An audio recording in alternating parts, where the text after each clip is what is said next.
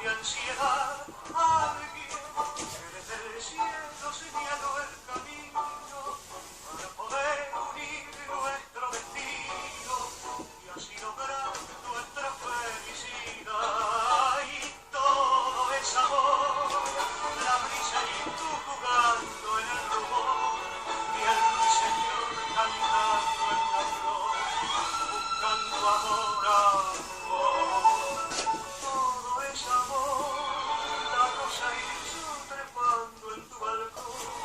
después los dos temblando de emoción, buscando amor, amor.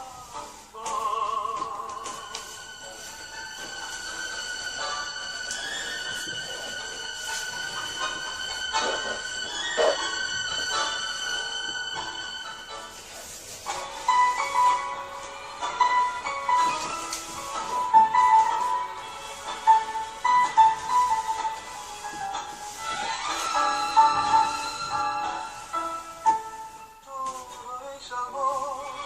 la rosa y yo trepando en tu balcón, después los dos temblando de emoción, buscando amor,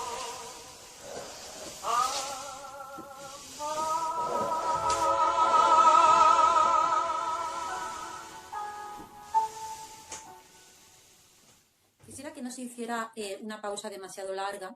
entre mi primer vídeo acerca de los espejos de la danza. Entonces, quisiera ir ampliando el espectro de tal manera que nos permitiera también hablar de los bailes folclóricos, que son para mí los más gozosos y aquellos de los que creo se nutre o se inspira incluso las más abstractas de las danzas, aunque esto es discutible y queda ahí abierto para el diálogo, que sería por otra parte un diálogo bien interesante. Pero de momento, por introducir ya estos bailes que quedaron muy abandonados en el primer vídeo y que son tan interesantes para estudiar la cuestión del espejo en los otros o cómo el espejo en el aprendizaje y en la subjetivación de cada uno de nosotros digamos que hace el papel o que reúne o recoge, resume las miradas de lesotres o al menos esa mirada transfigurada o introyectada en esos procesos de transferencia y de contratransferencia a través de los cuales insertamos o nos injertamos los propios ojos ajenos en la construcción de nuestra propia identidad. Podríamos decir que el espejo reúne esas maquinadas, fabuladas miradas de lesotres, pero también podríamos decir que en algunas danzas que ya de entrada se dice se bailan en espejo, las otras personas hacen ya el papel de espejo. Unes hacen de espejo de las otras. Este sería el caso de las contradanzas, que son tan extendidas en el folclore y que dan nombre a todos esos bailes que se ejecutan en pareja, una enfrente de la otra, pero sin abrazo. Es decir, bailes sueltos que se ejecutan en parejas, ya sea en parejas aisladas, ya sea en grupo, en una hilera, en dos hileras enfrentadas. Entonces, como sobre todo en el Estado español desconocemos tanto, no solo cuáles son los bailes, el folclore, la jota, de tierras que nos quedan lejos, sino que incluso podría asegurar que desconocemos en muchos casos la jota que se baila en el pueblo de al lado, pues por esta razón me parece, y también por hacerlo más participativo, pero bueno, sobre todo porque no soy capaz de reunir toda esta información y mucho menos de una forma que pueda ser significativa y que puedan encontrarse en este discurso o puedan identificarse o sentirse apeladas en este discurso. Todas aquellas que sí han conocido o sí han vivido esas danzas desde su tierra o en su tierra, Pues os pediría un poco de colaboración y que me hicierais llegar de algún modo, si fuera con vídeo mejor, porque así luego lo podemos montar, si fuera con audio también bien, y quien quiera permanecer de una forma más anónima también le agradecería que me escribiera y me informara de aquellas contradanzas que conoce y bueno, me cuente un poco cómo son, cuál es la vivencia, cuáles son los significados que han ido encontrándose o que han sentido al bailarlas o al verlas bailar. Como subapartado me gustaría también como hacer un asterisco y buscar o rastrear entre las contradanzas aquellas que como las sevillanas se bailan ya desde la tradición en parejas mixtas, pero también entre mujeres. Digo ya desde la tradición porque en los últimos años el mundo queer y toda su interpretación y transformación del mundo ha ido introduciendo pequeños cambios en esta línea, en los folclores de cada lugar, pero creo que por la actualidad que tienen esos cambios, todavía no podemos asegurar o saber si estas variaciones van a lograr entrar en la historia de ese folclore o no. Yo espero que sí, pero todavía no lo sabemos. Entonces, en este sentido me gustaría hacer un apunte. Yo lo que veo, yo bailé flamenco mucho tiempo y lo que observo o lo que observé en aquellos momentos, durante aquellos años, es que es uno de los folclores en los que menos o más diluidos están los roles de género, ya que más allá de lo que sería la ropa, y a veces ni siquiera eso, las coreografías no cambian prácticamente nada o nada sustancial entre el género masculino y femenino. Y admite también, tiene esa plasticidad social que admite los bailes individuales, los bailes grupales y las contradanzas. Incluso dentro de un mismo palo se podrían bailar en todos estos formatos. Pero bueno, es muy sabido porque son muy conocidas las sevillanas en todo el territorio del Estado español y yo creo que incluso internacionalmente.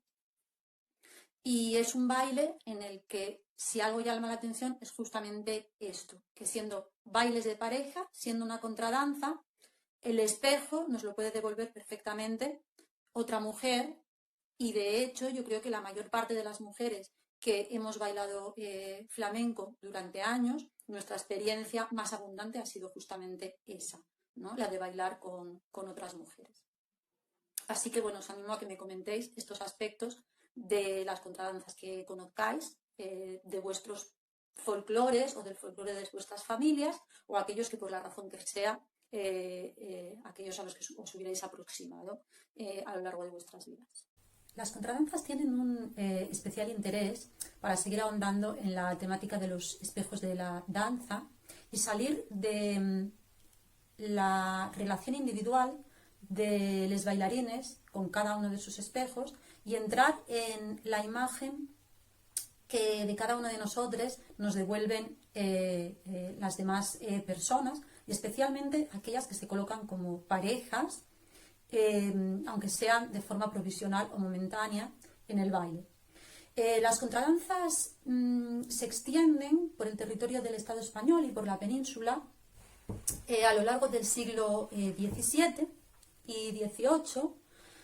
o XVI, XVII y XVIII, y provenían de otras partes de Europa, de Centro Europa, con las polcas, por ejemplo, y van a tomar la forma de jotas en la mayor parte del territorio hispánico.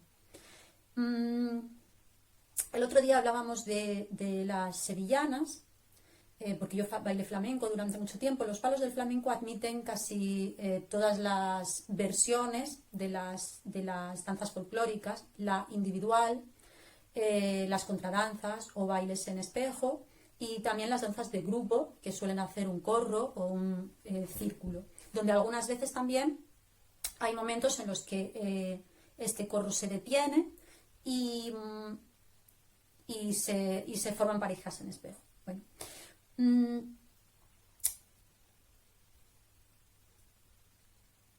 he decidido ceñirme sobre todo a las danzas más próximas. De momento dejar un poco de lado el flamenco porque todo lo que se pueda dar en el territorio asturiano me permite una mejor y más dialéctica y más inmersa investigación, ya que la consulta, la vivencia de esos espectáculos folclóricos, rurales por lo general, me es mucho más fácil y más próxima. Sabemos que al menos hasta 1850 el pericote era una danza que la bailaban solamente mujeres, de entre las cuales algunas de ellas hacían el rol de hombre y se vestían de hombre y lucían los típicos tocados o sombreros de hombre, así como exhibían estos movimientos un poco, quizá un poco más masculinos, en que no hay una diferencia tan enorme, pero sí que los masculinos son como con saltos más altos, más vistosos, y justamente a estas mujeres se las llamaba pericos o pericones. Y esto además me resulta muy interesante porque en mi familia siempre escuché la palabra pericón y un pericón o parece un pericón para referirse más que a mujeres masculinas, que también, pero sobre todo a mujeres que en un momento dado adoptan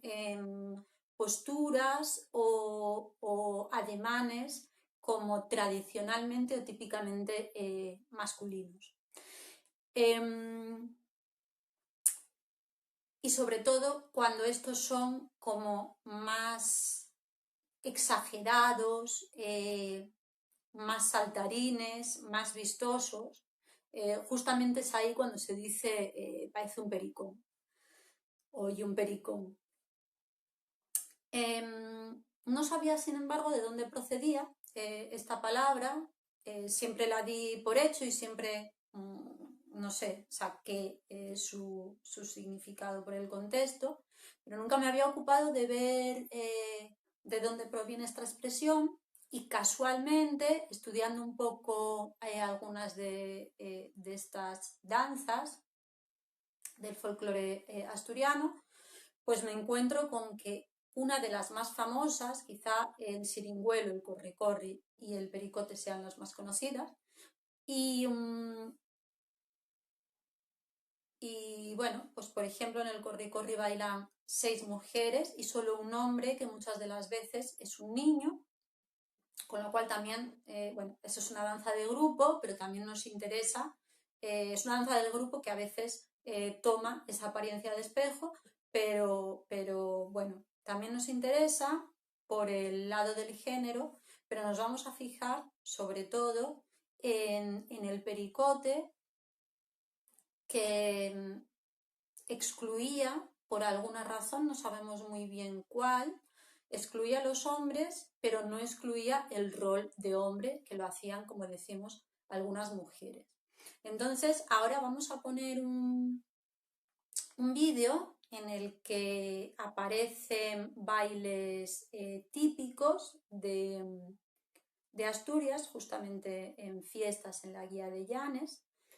y pertenecen al 2019 estas imágenes. Ya aparecen estos bailes y en el último lugar aparece el pericote, tal y como se luce en nuestros días, que es además, se baila en espejo, pero en tríos, un hombre para 2 mujeres. Y tenemos que recordar esto, que antiguamente, hasta 1850, esos hombres no estarían ahí, sino a través de la actuación de las mujeres que harían este trabajo.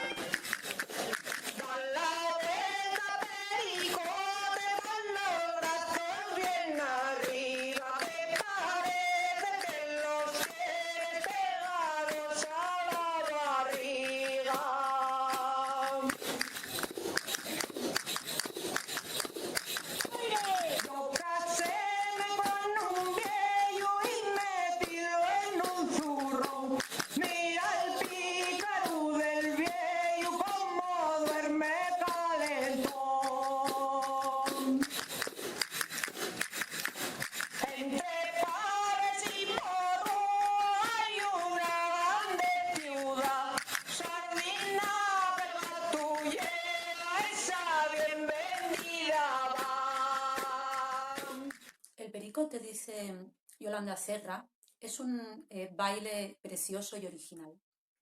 Yolanda Serra es la antropóloga, la folclorista, quizá más reputada actualmente por sus amplios conocimientos y por sus exposiciones y colaboración a la difusión de la historia del folclore en Asturias. Y bueno, merecía una mención porque casi toda la información que podemos recabar, tanto en archivos audiovisuales como en conferencias, artículos, etcétera, son suyos o vienen por recopilación suya. Entonces, pues nos vamos a retrotraer a hace 3 años, cuando en las fiestas de la Guía de Llanes, Yolanda Serra, junto con Santiago Galguera, que es un músico, un gaitero, y que en aquel momento estudiaba musicología y estaba preparando un trabajo de investigación, bueno, pues hacen una ronda, una serie de exposiciones, de charlas, que incluían también el visionado de un archivo audiovisual, una película, que se titula La Guía de 1917, donde podemos ver, bueno, pues un recorrido histórico por este baile, el Pericote de Llanes. Y además de ese recorrido histórico, bueno, pues nos permite poder viajar a imágenes tan antiguas, que ya tienen un siglo, como las de las fiestas de 1917. Luego incluiremos un trozo de este archivo. Y también un extracto del nodo de 1963, en el que aparece el pericote también bailado bueno, con ocasión de un certamen. Hay que decir, para que no se nos olvide, que ha sido también bastante estudiado el cómo la sección femenina durante el franquismo promovió, claro, como propaganda del régimen, ya que los bailes tienen ese tan poderoso aglutinante social.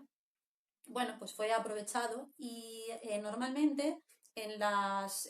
tanto en los folcloristas bueno, de todas las regiones, de todos los países, de todas las comunidades, de los pueblos de España,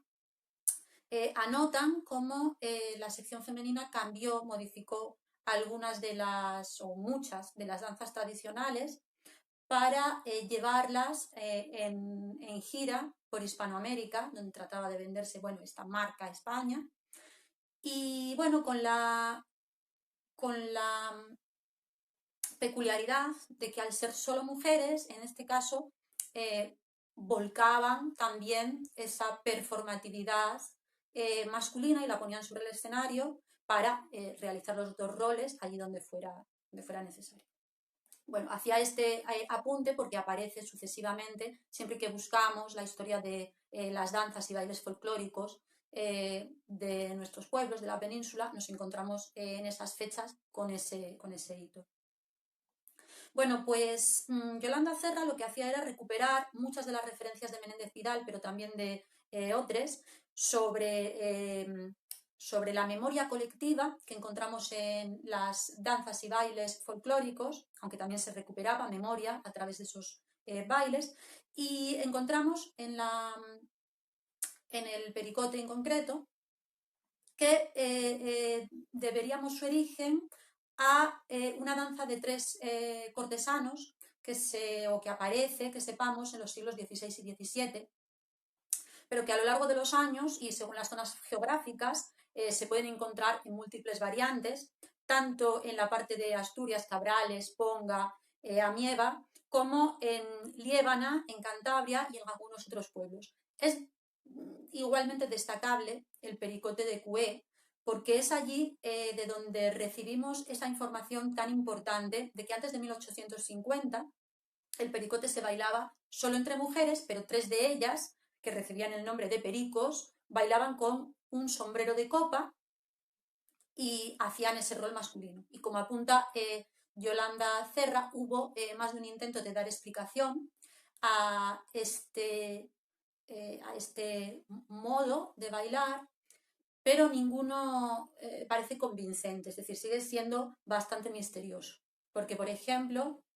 a las explicaciones que hacen referencia a la falta de hombres, pues por las guerras, por los frentes, etc., bueno, pues se responde que aunque no era siempre así, obviamente, y que además los hombres aparecen representados en otras danzas de esos mismos lugares o de esos mismos pueblos. Además, allí o en aquellos momentos o épocas donde pudiera haber escasez de hombres, lo que se hacía normalmente es que las mujeres bailaban con sus trajes folclóricos, regionales, femeninos. Es decir, que no hacían esta transposición hacia el otro rol del género. En cualquier caso, las explicaciones, ninguno, ni Menéndez Pidal, ni otros, ninguno de los que tratan de explicar el fenómeno tienen ellos mismos demasiada, o no muestran ellos mismos demasiada fe en esa circunstancia que trata de explicar. Entonces, más o menos es comúnmente aceptado que sigue siendo un misterio el por qué se bailaba de este modo, de a tres, y de a tres se sigue bailando, de a tres, en trío, por tanto en lugar de pareja, y por qué eran tres mujeres las pericos o los pericones que hacían el papel masculino. También hay alguna teoría que dice que no se trataría de masculinidad, sino que estas tres pericos serían mujeres vírgenes. Hasta ahí. Pero bueno, tampoco parece que tenga quizá mucho sentido. Bueno, a no ser, sería interesante también seguir esa línea y ver si es que las mujeres vírgenes que podían aparecer, porque las danzas de este tipo son danzas rituales, danzas religiosas, danzas también que podrían estar marcando un rito de paso. Pero bueno, entonces habría que ver por qué, o si es que la mujer virgen quizá se asociaría eso a la edad, y entonces quizá antes de una edad la mujer virgen vale como hombre,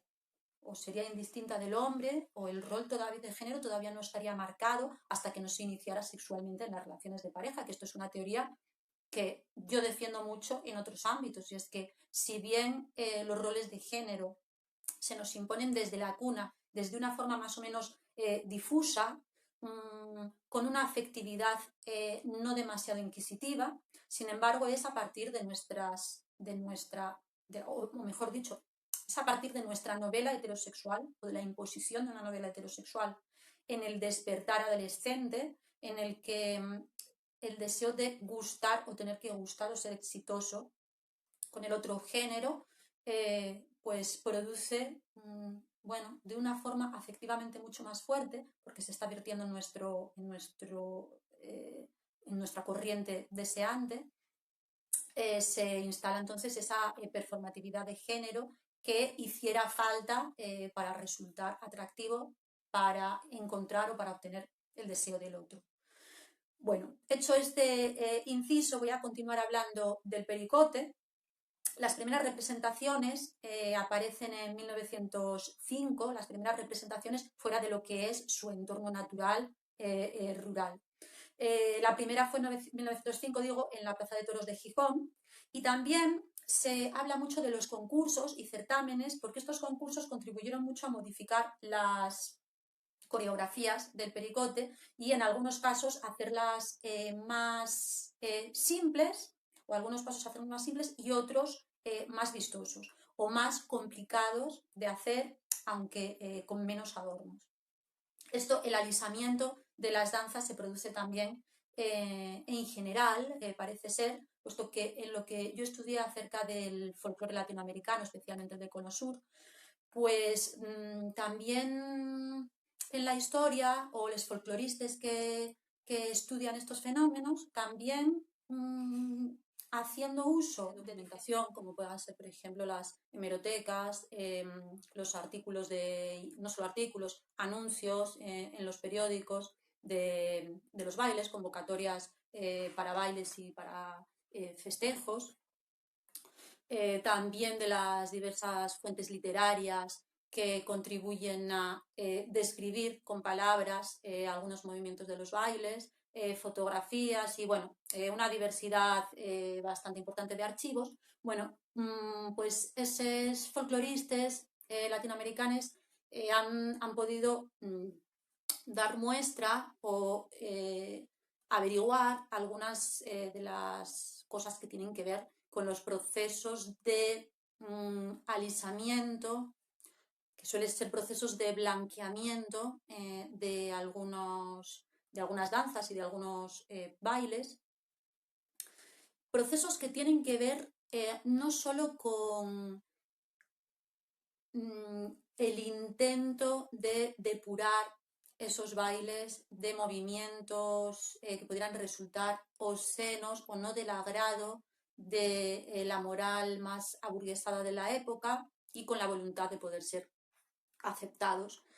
por las autoridades que a menudo los prohibían, como es el caso del tango. No solo por eso, sino también en este mismo caso, en el del tango, sufren procesos de alisado y de blanqueamiento en lo que fue la exportación del baile a Europa. El tango había tenido mucho éxito en París y entonces allí se gestó como una nueva manera de bailarlo o una nueva manera de aprenderlo, una nueva pedagogía que daba lugar también a un diferente modo de bailar. Y quienes se encargan de estos procesos pues van a ser fundamentalmente los profesores de tango argentinos, uruguayes, que van a dar clase, vienen a Europa a enseñar este baile y entonces se van a encontrar, bueno, con unas concretas y diferentes actitudes y aptitudes de los bailarines europeos o de aquellas personas que desean, bueno, pues lucirse, normalmente pertenecientes a una clase bastante adinerada y que compran estos servicios académicos de baile para, bueno, pues para poder lucir en las fiestas, etc. Sin embargo, muchos de los movimientos que procedían de las comunidades afroargentinas y afrouruguayas, pues no se acaban de amoldar al modo o a los movimientos casi anatómicamente insertados en los bailarines europeos del momento. Entonces, bueno, pues por ejemplo, si en un inicio había un uso continuado del contratiempo como parte del paso básico del tango, pues en este proceso de exportación a Europa, esto va a cambiar por un tiempo, un paso, de tal manera que las opciones de adorno y las opciones de giro, etcétera, van a verse modificadas, sobre todo en lo que es la pedagogía del baile, la enseñanza del baile. Por otra parte, todo lo que fueran contoneos de cadera, etcétera, también van a quedar eliminados y entonces se genera además esa pierna tan conocida en el tango, esa pierna que comienza en las costillas. Bueno, parece obvio, y así además lo documentan, que en los inicios del baile, que podemos llevarlos hasta finales del siglo XVIII, a la última parte, último tercio de finales del siglo XIX, lo que nos dice la documentación es que el tango pues empieza a bailarse junto con las habaneras por comunidades afro-uruguayas y afro-argentinas que además se encontraban en los clubs de negros. Entonces es allí también en las comparsas de los carnavales donde empiezan a gestarse ritmos próximos a la habanera, quizá incluso al principio fueran los mismos, y a otros que contenían gran parte de elementos africanos, iniciados, eso sí, seguramente por las comunidades afincadas ya en aquel territorio. Bueno, pues estos procesos de blanqueamiento, de alisamiento, en cierto punto de despopularización o extracción de las clases populares o de las minorías étnicas bueno, o de la marginalidad en general en la que se pudieran gestar muchas de estas danzas. No parece que sea así el pericote, pero bueno, luego hablaremos de ello. Se dan, bueno, pues estos cambios que, bueno, pues serán modificaciones que formen parte de la subida de algunos de los bailes, bien a los escenarios, bien a certámenes, bien a concursos. Y de la extensión también de los mismos, ¿no? De la proyección, perdón, de los mismos. En el caso del pericote parece que es una danza que no comienza desde abajo, sino que irradia a las clases populares desde las clases más adineradas. Parece que la procedencia más antigua, o sea, tenemos la procedencia más antigua, sería un baile de corte. Entonces, bueno, después obviamente tiene un movimiento de ida y vuelta y va a ser acogido, proyectado, irradiado por las clases populares y luego de nuevo va a ser absorbido y modificado por una nueva regularización.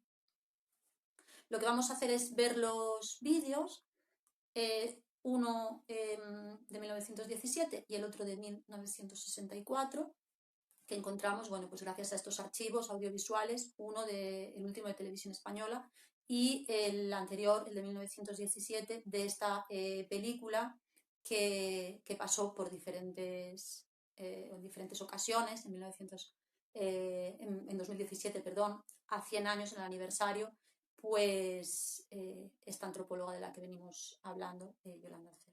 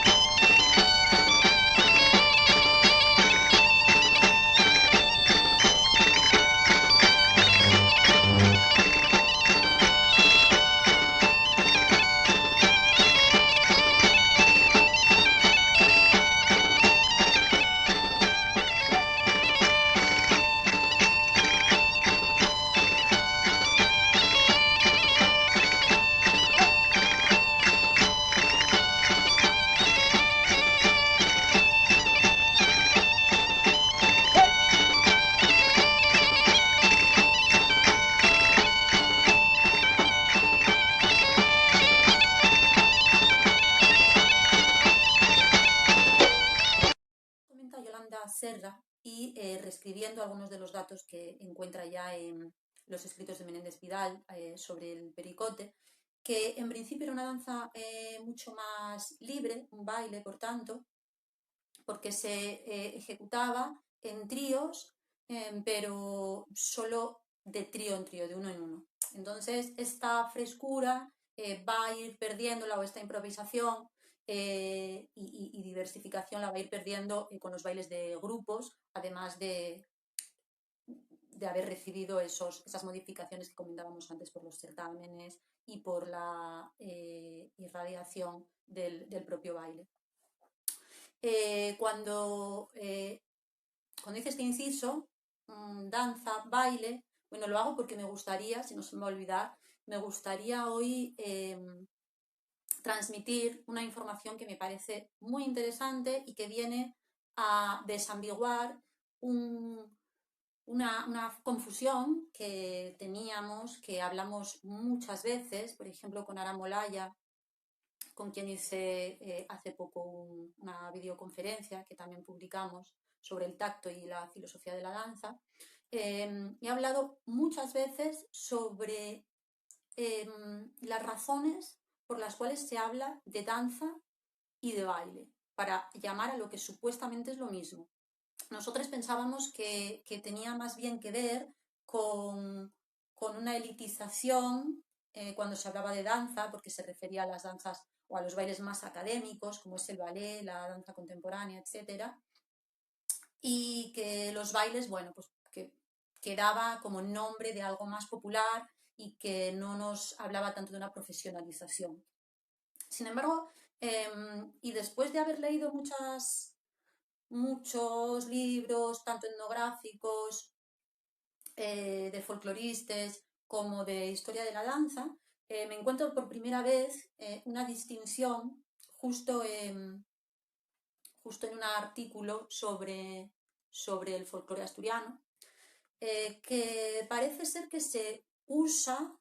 desde tiempos antiguos, desde que aparecen comentadores folcloristas,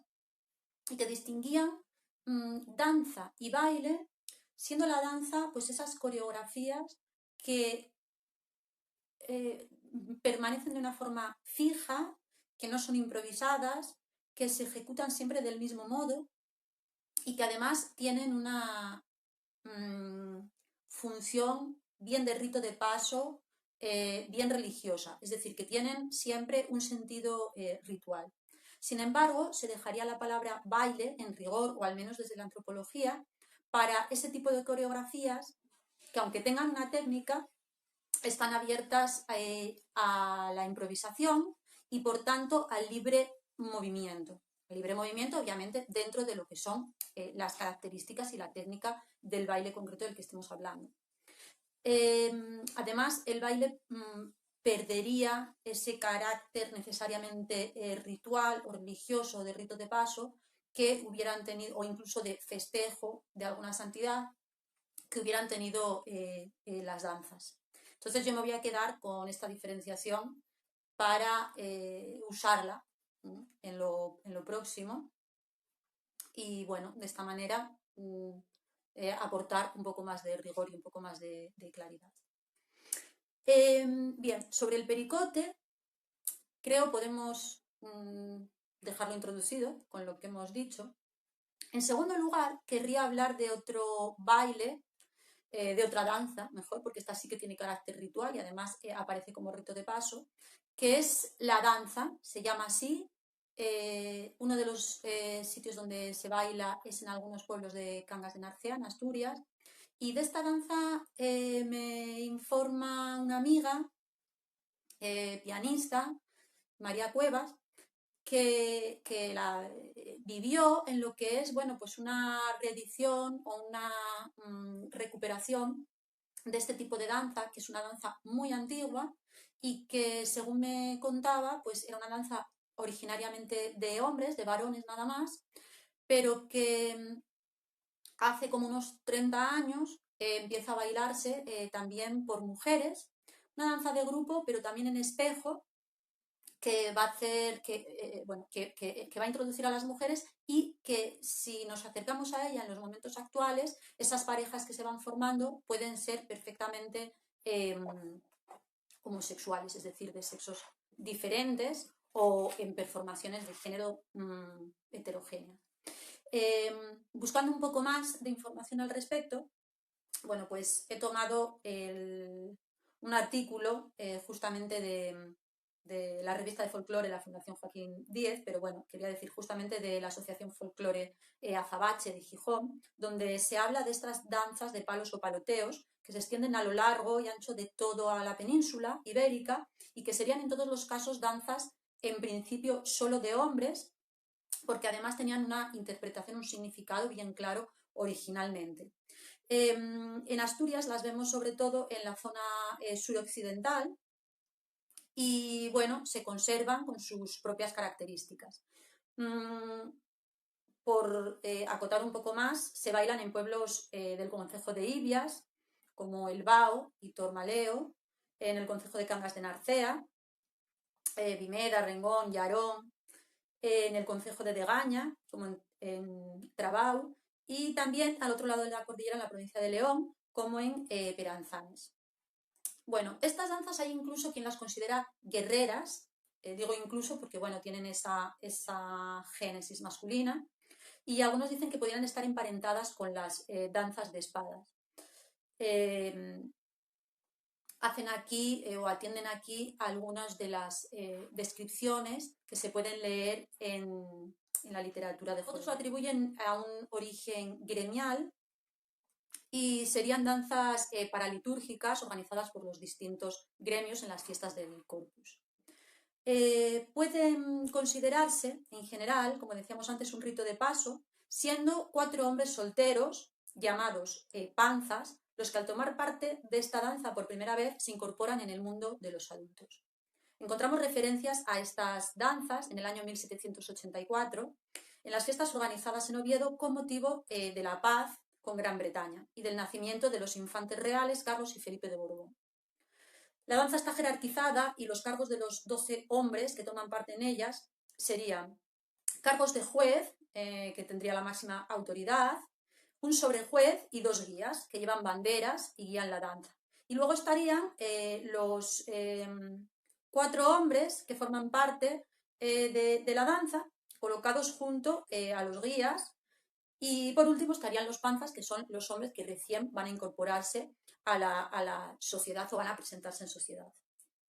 Estos cargos dependerían de la experiencia. Y por último, ya fuera del territorio asturiano, quería referirme a una danza más que me llamó la atención tanto por su belleza, dificultad de saltos, como por una particularidad que tendría en relación a otras danzas folclóricas, en las que o bien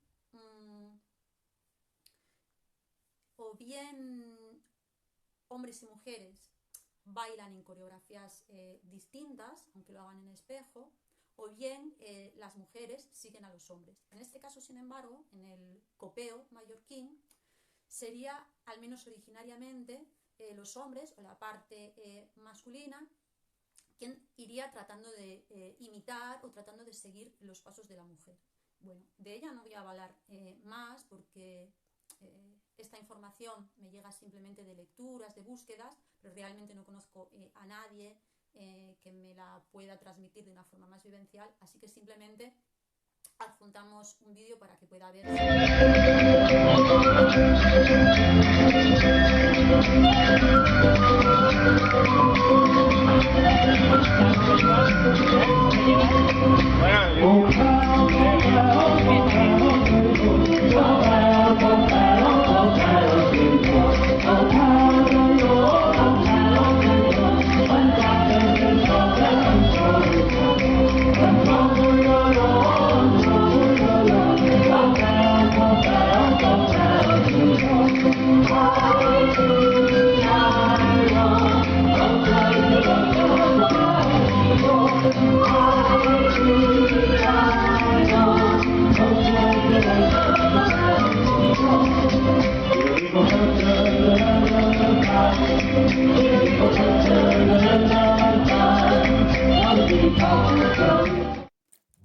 El perverso no es alguien que desea,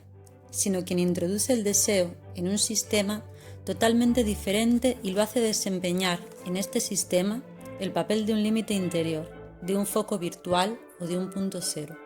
El perverso ya no es un yo que desea, como el otro para él tampoco es un objeto deseado dotado de existencia real. El primer efecto del otro es, alrededor de cada objeto que percibo o de cada idea que pienso, la organización de un mundo marginal, de una mancha, de un fondo de donde otros objetos y otras ideas pueden salir siguiendo leyes de transición que requieren el paso de unos a otros. Yo miro un objeto, después me doy vuelta, lo dejo introducirse en el fondo, al mismo tiempo que emerge del fondo un nuevo objeto de mi atención. Si este nuevo objeto no me hiere, si no me agrede con la violencia de un proyectil, es porque el primer objeto disponía del todo un margen en el que yo sentía ya la preexistencia de los siguientes, todo un campo de virtualidades y de potencialidades que sabía capaz de actualizarse. Ahora bien, un tal saber o sentimiento de la existencia marginal no es posible más que por el otro. La parte del objeto que no veo la pongo al mismo tiempo como visible para el otro, hasta el punto de que, cuando haya dado el rodeo para alcanzar esa parte oculta, me encontraré con el otro tras el objeto para hacer una totalización previsible. Y siento que los objetos detrás de mi espalda se encrespan y forman un mundo precisamente en tanto que visibles y vistos por el otro.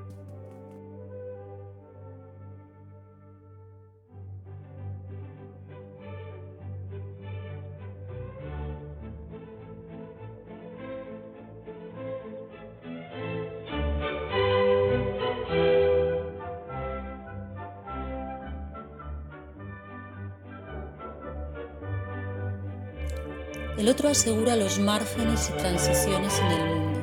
Es la suavidad de las contigüidades y de las semejanzas. Regula las transformaciones de la forma y del fondo, las variaciones de profundidad.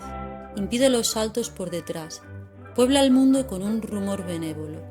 Hace que las cosas se inclinen las unas hacia las otras y de una a otra encuentren complementos naturales. Cuando alguien se lamenta de la maldad del otro, olvida esa otra maldad, aún más temible, la que tendrían las cosas si no hubiera el otro.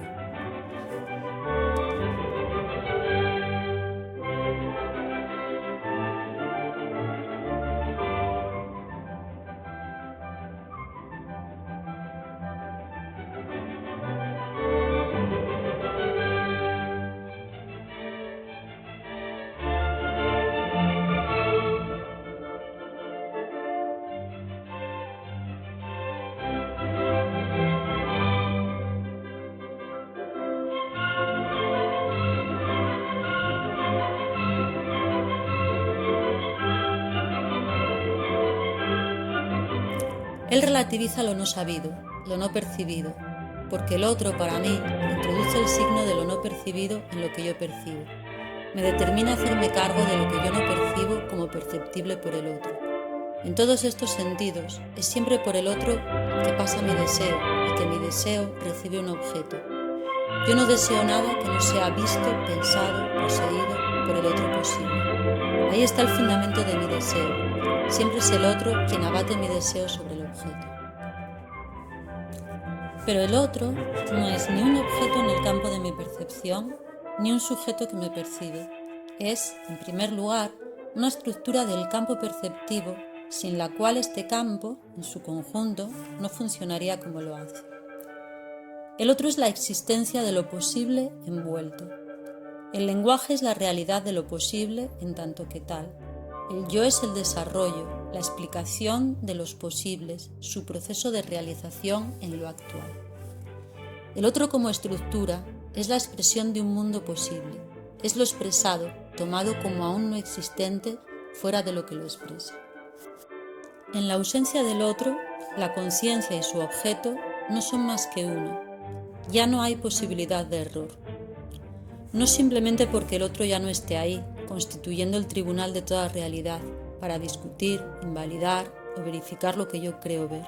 sino porque, faltando en su estructura, deja la conciencia adherirse a coincidir con el objeto en un eterno presente.